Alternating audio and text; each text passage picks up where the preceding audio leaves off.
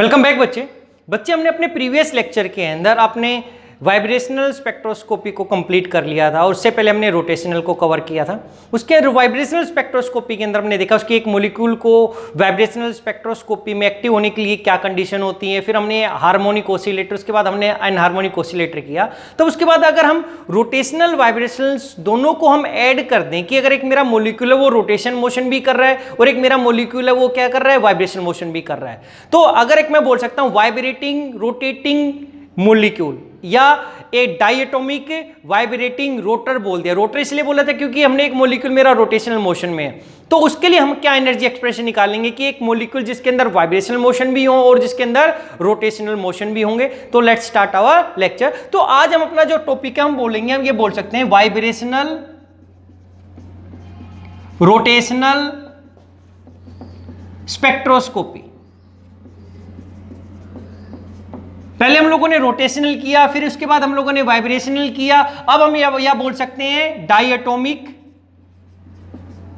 Vibrating rotor कि ये क्या होगा, इस टाइप के मॉलिक्यूल के लिए हम कैसे एनर्जी एक्सप्रेशन निकालेंगे। तो देखो बच्चे क्या, तो हमने जो एजम्पशन लिया था, जो हमने जो अपना जब हमने रिजिड रोटर किया था, देखो पहले हम एक बार थोड़ा सा रिवाइज करते हैं बच्चे, इसका हम यूज करने वाले हैं। तो हमने यहां पे किया था कि इसमें हमने अजम्पशन किया था। अजम्पशन क्या किया था कि हमारा जो ये है इसके अंदर जो बॉन्ड है वो कैसा है, फिक्स्ड है। जो बॉन्ड लेंथ होगी वो कैसी होगी, फिक्स्ड होगी। बॉन्ड लेंथ क्या मानी थी हम लोगों ने, रिजिड रोटर में फिक्स। बट एक्चुअली में क्या था, but in actual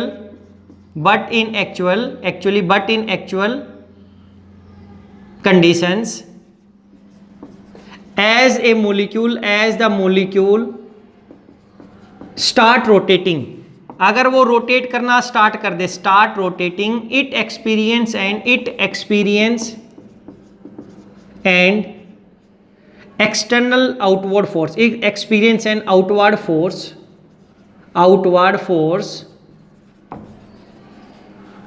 called centrifugal force,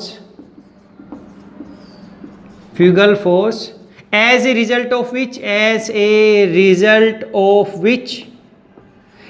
its bond length increases, its bond length या distance between two increase, bond length increases। क्या हुआ था देखो, ये A था ये B था बच्चे, क्यों हमने बोला था कि हमारे कोई भी रियल कंडीशंस में या रियल वर्ल्ड में जो बॉन्ड होते हैं वो रिजिड नहीं होते, उसके अंदर कुछ फ्लेक्सिबिलिटी। अगर ये रोटेट करना स्टार्ट करे, ये इधर और ये इधर, यानी कि ये बॉन्ड ऐसा था मार्कर, इसको मैं रोटेट कराऊं और फुल स्पीड में रोटेट करवाऊंगा तो ये इस साइड जाना फेवर करेगा, ये इस साइड, यानी कि आउटवार्ड मोशन होगा, इसको हमने बोलेंगे सेंट्रीफ्यूगल फोर्स, और ये इसके सेंटर ऑफ ग्रेविटी के रिस्पेक्ट में रहेगा, दोनों जाना फेवर करेगा। इसका मतलब as the value of rotation, as the rotational frequency या speed, as the rotational frequency, यानी कि कितनी फ्रीक्वेंसी, यानी कि कितने एक सेकंड में कितनी बार रोटेशन कर रहा है, या उसकी मैं स्पीड बोल दिया कि किस स्पीड से रोटेट कर, the rotational frequency increase, centrifugal force increases, centrifugal force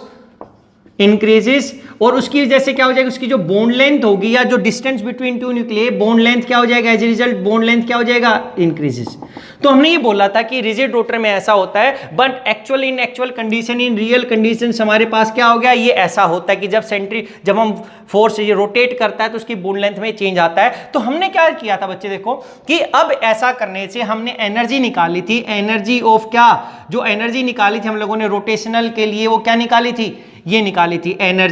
energy क्या थी, एनर्जी जे की वैल्यू ई जे क्या था, B into J plus 1, 70 metre inverse, ये क्या था, रिजिड रोटर। लेकिन ई जे क्या निकाली, B J into J plus 1 minus D J square, J plus 1 का स्क्वेयर 70 मीटर इनवर्स, ये क्या था, नॉन रिजिड रोटर कि यहां पे ये क्या था, डिस्टोर्शनल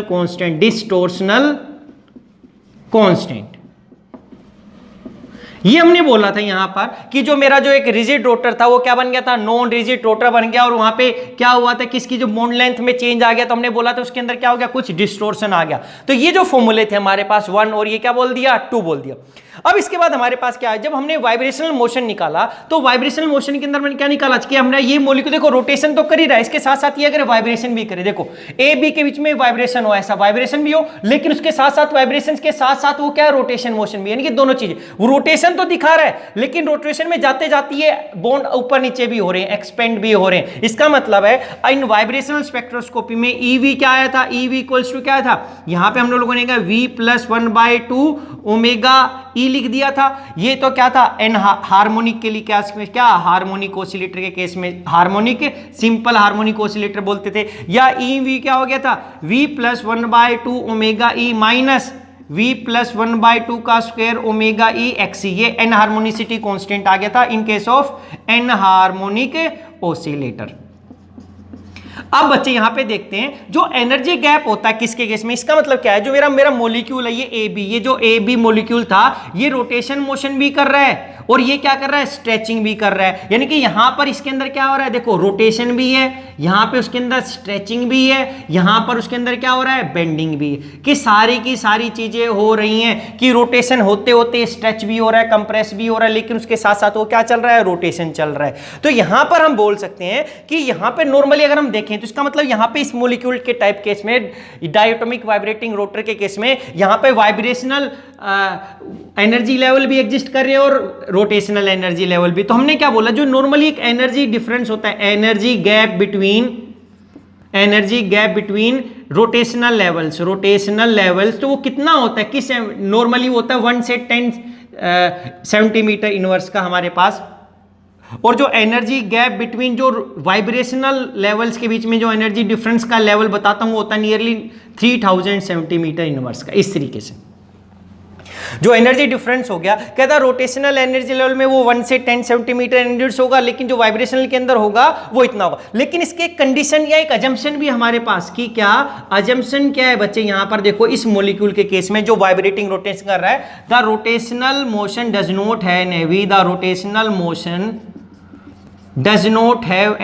not have any effect on vibrational motion। कह रहा है कि जब ये रोटेशन करेगा तो इसकी रोटेशन की वजह से इसके वाइब्रेशनल मोशन के ऊपर कोई भी चेंज नहीं है। बट एक्चुअली रियल कंडीशन में देखते हैं, but in real conditions it does not happen। क्या बोला है बच्चे, देखो कह रहा है कि जब रोटेशन करेगा और मैं इसकी रोटेशन की स्पीड बढ़ा दूं तो उसके अंदर अपने आप ही बॉन्ड स्ट्रेच हो जाता है, बॉन्ड लेंथ इंक्रीज हो जाती है। वो हमने एचएफ के मॉलिक्यूल के केस में देखा था कि जैसे मेरा मॉलिक्यूल हाईयर रोटेशनल एनर्जी जो में उसकी बॉन्ड लेंथ इंक्रीज का मतलब वो एक टाइप से स्ट्रेचिंग हो गया उसकी, वो अगर कम स्पीड में तो उसकी बॉन्ड लेंथ कम है, अगर उसकी स्पीड ज्यादा है ये वाइब्रेशन वाली तो उसकी जो बॉन्ड लेंथ इंक्रीज हो जाएगी, इसका मतलब उसमें ज्यादा स्ट्रेचिंग है। तो कह रहा है कि नॉर्मल हमने एजम्पशन क्या माना है कि जो रोटेशनल मोशन उसके ऊपर कोई उसकी वजह से कोई इफेक्ट नहीं आएगा किसके अंदर, उसके वाइब्रेशनल मोशन में। लेकिन एक्चुअली रियल वर्ल्ड में ऐसा नहीं होता, वाइब्रेशन की वजह से उसके रोटेशन की वजह से उसके अंदर चेंज आता है, बट हमने ये अजम्पशन माना है कि इसके ऊपर कोई भी चेंज नहीं है। अब इसके आगे देखते हैं कि हमारा जो सेकंड अजम्पशन है कि हमने जो माना है कि हमने क्या बोल दिया कि हम ये बोल सकते हैं कि दोनों के दोनों इंडिपेंडेंट है, जब इसका इसके ऊपर इफेक्ट नहीं है, ये मॉलिक्यूल के अंदर रोटेशन भी हो रहा है वाइब्रेशन भी, तो हम लिख सकते हैं कि बोथ रोटेशनल, ये हमारा अजम्पशन ही है बच्चे, ये भी हमारा क्या है अजम्पशन। इस अजम्पशन का क्या मीनिंग है, both rotational and vibrational motions are independent of each other, कि दोनों के दोनों एक दूसरे के इंडिपेंडेंट है और उसकी वजह से ना तो इसकी वजह से इस पे इफेक्ट आ रहा है ना इसकी वजह से इसके ऊपर आ रहा है। इसी को हम बोल देते हैं बोर्न-ओपेनहेइमर अप्रोक्सीमेशन, कि दोनों के दोनों आपस में क्या इंडिपेंडेंट है। तो इसको हम क्या बोल देते हैं, बोर्न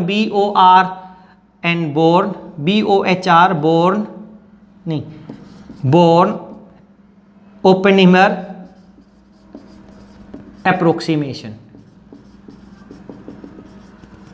इसी को हम बोलते हैं बोर्न ओपेनहाइमर अप्रोक्सीमेशन, जिसमें हमने बोला था कि जो न्यूक्लियर मोशन होते हैं वो बहुत स्लो होते हैं कंपेयर टू इलेक्ट्रॉनिक ट्रांजिशन। तो हमने बोला था न्यूक्लियर और इलेक्ट्रॉनिक अलग अलग होंगे, और हमारे पास इलेक्ट्रॉनिक में अलग अलग रोटेशन बोलता कि रोटेशनल को हम अलग से, जो टोटल एनर्जी होगी उसके rotational energy plus vibrational energy plus electronic energy को हमने बोला था। तो यहाँ पे इसलिए बोलता क्योंकि रोटेशनल और वाइब्रेशनल एनर्जी कैसी एक दूसरे के इंडिपेंडेंट है। अगर इंडिपेंडेंट तो यही हम बोर्न ओपेनहाइमर अप्रोक्सीमेशन में बोलते हैं। लेकिन जब एक वाइब्रेशनल मोशन होगा, अगर उसने, देखो क्या हुआ, अब हमारे पास ये बोलते हैं बच्चे कि अगर मॉलिक्यूल्स ने क्या किया, वो वाइब्रेशन कर रहा है, अगर वो हायर एनर्जी लेवल में जाएगा तो क्या होगा कि उस टाइम पे वो एनर्जी अब्जॉर्ब करेगा इलेक्ट्रोमैग्नेटिक रेडिएशन से, हायर वाइब्रेशन लेवल में चला जाएगा। अगर ऐसा चला जाएगा तो वो अकंपनाइड करेगा किसके अंदर चेंज आ जाए, जब वो एक लोअर वाइब्रेशन लेवल से हायर वाइब्रेशन लेवल में जाएगा उस टाइम पे उसके रोटेशनल एनर्जी लेवल में चेंजेस आते हैं, वो उसको अकंपनाई करता है। जब रोटेशनल में चेंज आए तो वाइब्रेशन में चेंज नहीं आएगा, कोई जरूरी नहीं आता,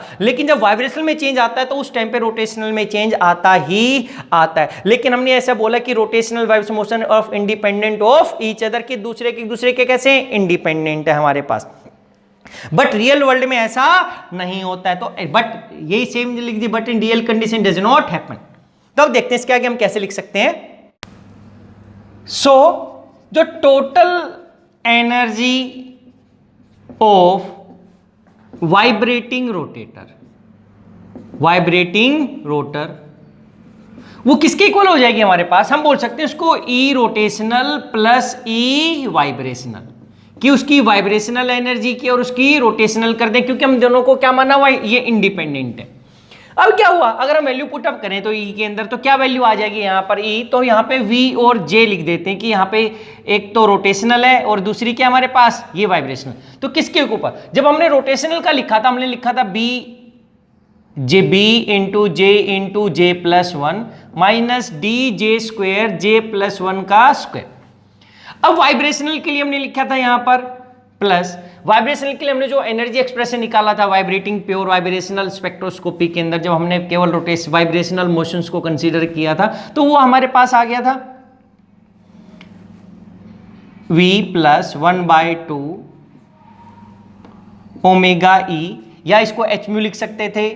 माइनस v प्लस 1/2 का square omega E into x. यहां पर ये क्या था, डिस्टोर्शन कांस्टेंट, डिस्टोर्शनल कांस्टेंट। यहां पर एक्स ही था एनहार्मोनिसिटी कांस्टेंट, एनहार्मोनिसिटी कांस्टेंट। देखो बच्चे, जो बी की डी की वैल्यू होती है, हमने क्या बोला कि जब रोटेशन, जो हमारा बॉन्ड था रोटेटिंग मॉलिक्यूल, जब हमारा मॉलिक्यूल रोटेट कर रहा था, रोटेट करने से कह रहा है कि इसकी जो बॉन्ड लेंथ में जो डिस्टोर्शन आ रहा है वो मिनिमम आ रहा है, इतना ज्यादा नहीं आ रहा। कहने का मतलब है कि जो ये हमारा नॉन रिजिड रोटर था, एक टाइप से वो रिजिड रोटर की तरह ही बिहेव कर रहा है कि इसकी रोटेशन से नॉर्मली हमारे रियल वर्ल्ड में इसके बॉन्ड लेंथ में चेंज आता है, लेकिन ये बोल रहा है कि वो इतना ज्यादा मैग्नीट्यूड में नहीं है, वो बिल्कुल नेग्लिजिबल है। तो क्या हो गया, यहां पे हम लिख सकते हैं due to rotation there is negligible distortional constant, there is negligible distortional constant. अगर होगा तो हम इसको क्या कर सकते हैं, इस टर्म को नेग्लेक्ट कर सकते हैं, क्योंकि जो बी की वैल्यू होती है वो बहुत ज्यादा होती है किससे, डी से। लेकिन जब हम बात करते हैं एक्सी की एनहार्मोनिसिटी कांस्टेंट की, तो ये एक्सी की वैल्यू बहुत ज्यादा होती है किससे, इस डी से, इस डी से भी और इस बी से भी। क्यों होती है बच्चे, क्योंकि यहां पर जो वाइब्रेशनल एनर्जी अगर हम बात करते हैं तो हम बोलते हैं जो वाइब्रेशनल एनर्जी होती है वो nearly 1000 times greater than rotational energy, कि ये बहुत ज्यादा है हमारे पास इसके रोटेशन के रिस्पेक्ट में। तो हम इस एक्सी वाली टर्म को नेग्लेक्ट नहीं कर सकते, इसको नेग्लेक्ट कर सकते तो हमारे पास ई क्या हो गया, V J equals to B J into J plus 1 plus V plus 1/2 omega E minus V plus 1/2 का square omega E into x e. ये हमारे पास एनर्जी एक्सप्रेशन आ गया। अब देखो क्या हुआ, अगर हम दिखाएं तो हम जनरली बोलते हैं कि हमने बोला था कि जो रोटेशनल और वाइब्रेशनल एक दूसरे की ये इंडिपेंडेंट है, लेकिन एक्चुअल में क्या होगा, हम एक पॉइंट लिख देते हैं यहां पर, एक पॉइंट अगर हम बोले यहां पर a vibrational energy change energy change can bring change in multiple rotational energy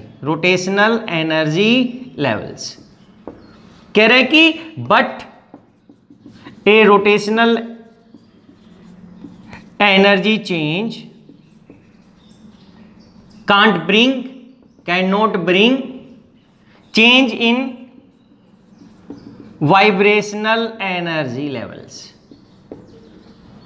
क्या हो रहा है कि हमने बोला कि अगर एक वाइब्रेशनल हम चेंज कर रहे हैं एनर्जी चेंज, तो उसके अंदर मल्टीपल रोटेशनल एनर्जी के अंदर चेंज आएगा, लेकिन रोटेशनल की एनर्जी कम है तो रोटेशन की वजह से वाइब्रेशनल में कोई चेंज नहीं आएगा। तो यहां पर क्या हुआ, तो हम जनरली जो पोटेंशियल एनर्जी डायग्राम बनाए, अगर हम इस तरीके से बच्चे देखो ये पोटेंशियल एनर्जी डायग्राम बनाते हैं, इधर हमने पोटेंशियल एनर्जी लिखी है, एनर्जी बोल दिया, इधर इसके पास दिखा देते हैं पोटेंशियल एनर्जी। तो हम ऐसा दिखाते हैं, ये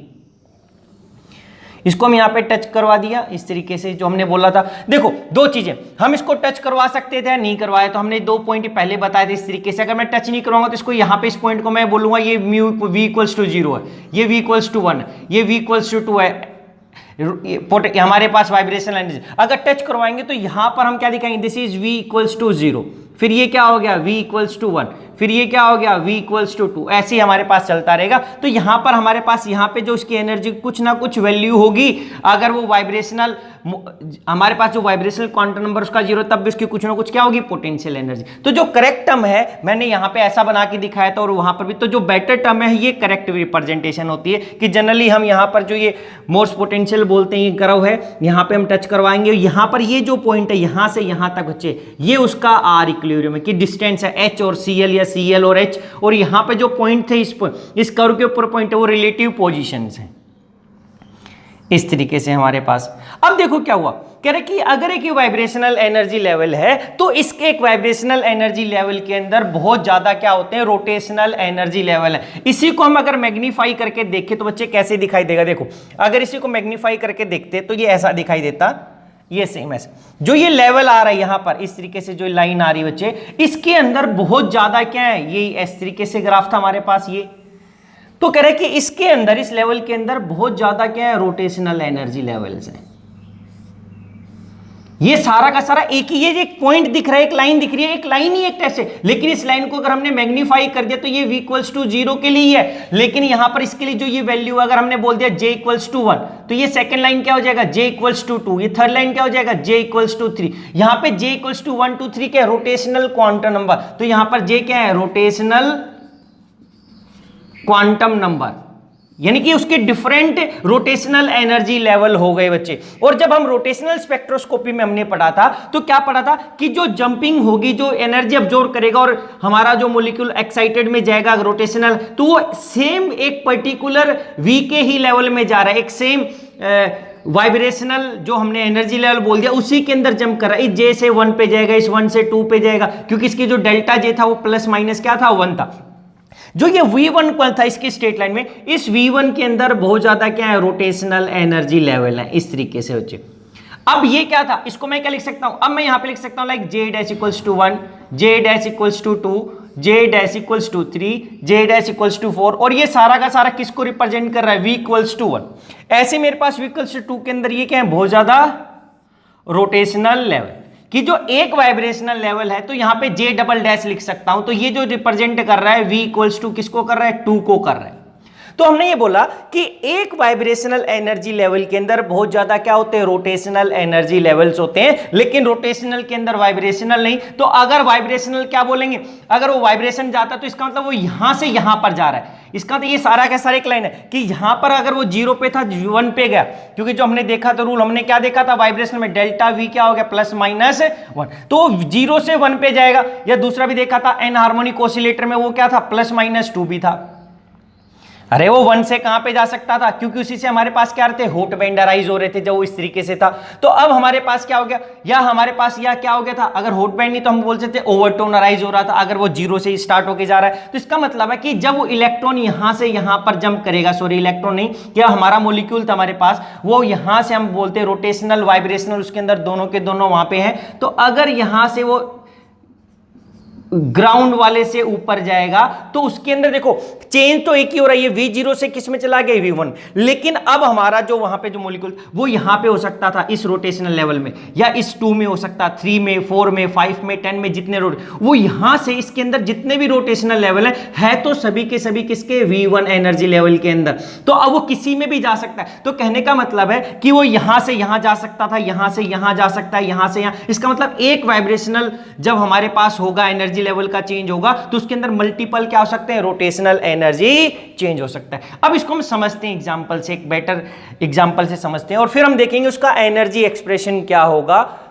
और इसका सिलेक्शन रूल क्या है। तो ये हमने रिप्रेजेंट किया हुआ है कि वाइब्रेशनल के अंदर और इस वाइल्स के अंदर क्या होता है, डिफरेंट रोटेशनल एनर्जी लेवल्स होते हैं। तो एक वाइब्रेशनल एनर्जी चेंज आएगा तो उसके अंदर मल्टीपल रोटेशनल एनर्जी चेंज आ सकते हैं।